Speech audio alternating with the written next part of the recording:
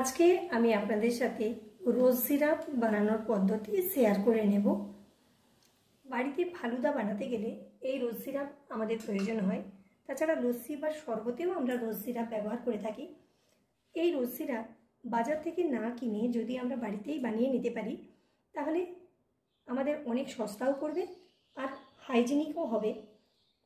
প্রায় আমাদের প্রত্যেকের বাড়িতেই গোলাপ ফুল তো থেকেই থাকে, আর যদি তা না থাকে তাহলে বাজার থেকেও গোলাপ ফুল কালেক্ট করে নেওয়া যেতে পারে। রোজ সিরাপ বানানোর জন্য একটা পাত্রের মধ্যে বেশ কিছুটা জল নিচ্ছি। এখানে প্রায় 750 ml জল নিয়েছি। কিছুটা গোলাপের পাপড়ি নিয়েছি। এখানে প্রায় 10টা গোলাপের পাপড়ি আমি খুলে নিয়েছি। পাপড়িটা ভালোভাবে ওয়াশ করে পরিষ্কার করে নিয়েছি। গোলাপের পাপড়িগুলো ব্যবহার করার সময় ভালোভাবে দেখে নিতে হবে, এর মধ্যে অনেক সময় পোকামাকড় থাকতে পারে। গোলাপের পাপড়িটা জলের মধ্যে নিয়ে নিচ্ছি।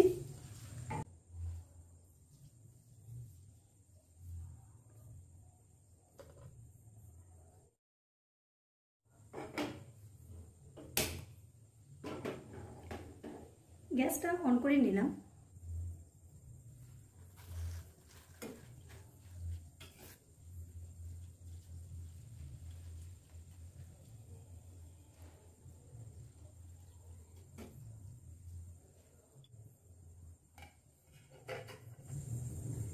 এখানে একটা লিড লাগিয়ে নিলাম যাতে করে এটার মধ্যে খুব তাড়াতাড়ি বয়েল এসে যায়।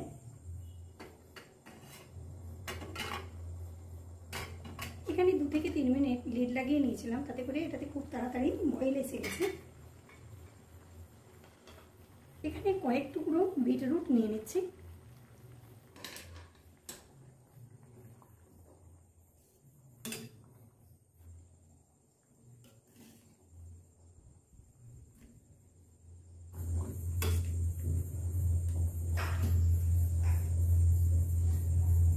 এটা কয়েক মিনিট ফুটিয়ে নিয়েছি।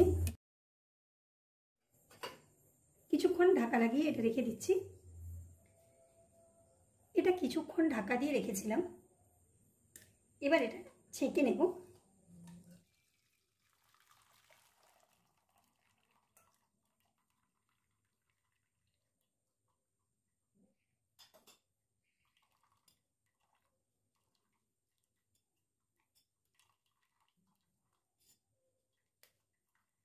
গোলাপের পাপড়ি ফোটানো জলটা ছেঁকে একটা অন্য পাত্রের মধ্যে নিয়ে নিয়েছি।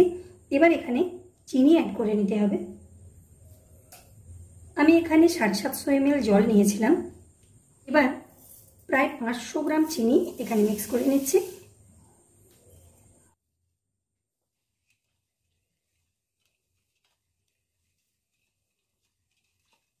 এবার এটা আরো একবার গ্যাসের উপর চড়িয়ে নিতে হবে।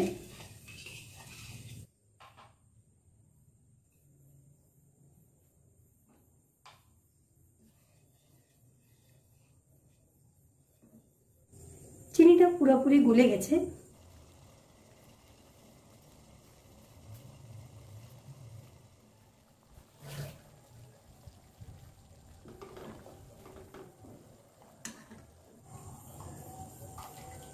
মিশ্রণটা 15 থেকে 20 মিনিট ফুটিয়ে নিয়েছি। এটা বেশ কিছুটা গাঢ় হয়ে গেছে। এটা আরো কিছুক্ষণ ফুটিয়ে নিতে হবে।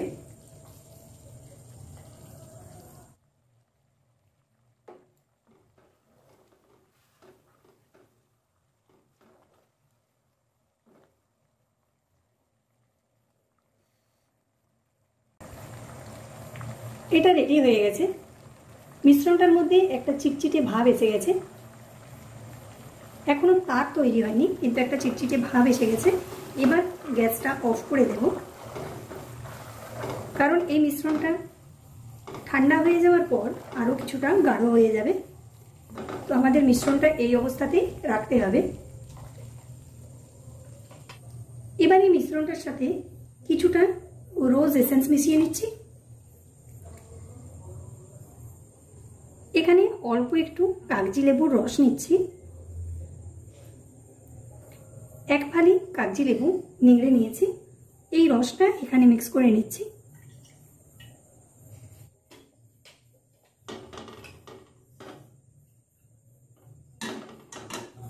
মিশ্রণটা যাতে ক্রিস্টালাইজ না হয় সে কারণে এখানে আমি অল্প পরিমাণে লেবুর রস মিশিয়ে নিলাম।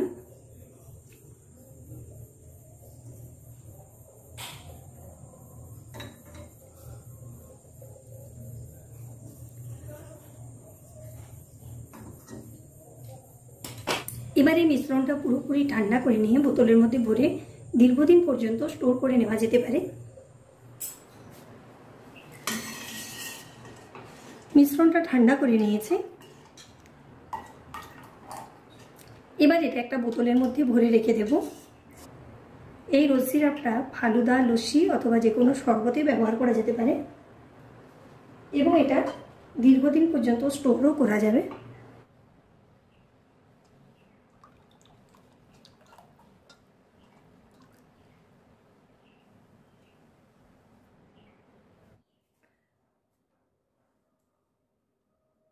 রোজ সিরাপটা আমি একটা বোতলের মধ্যে ভরে নিয়েছি। এই রোজ সিরাপটা আমরা দীর্ঘদিন পর্যন্ত স্টোর করতে পারবো এবং এটা যে কোনো শরবত, লস্যি বা ফালুদার সাথে আমরা ব্যবহার করতে পারবো। আমি আপনাদের সাথে রোজ সিরাপ বানানোর পদ্ধতি শেয়ার করে নিলাম। আমার এই রোজ সিরাপ বানানোর পদ্ধতি যদি আপনাদের ভালো লেগে থাকে তাহলে লাইক, শেয়ার ও কমেন্ট করতে ভুলবেন না। আর আপনি যদি আমার এই চ্যানেলে নতুন হন তাহলে আমার এই চ্যানেলটিকে সাবস্ক্রাইব করুন, বেল আইকনে ক্লিক করুন যাতে করে আমার আপলোডেড ভিডিও সবার আগে আপনি দেখতে পান। নমস্কার।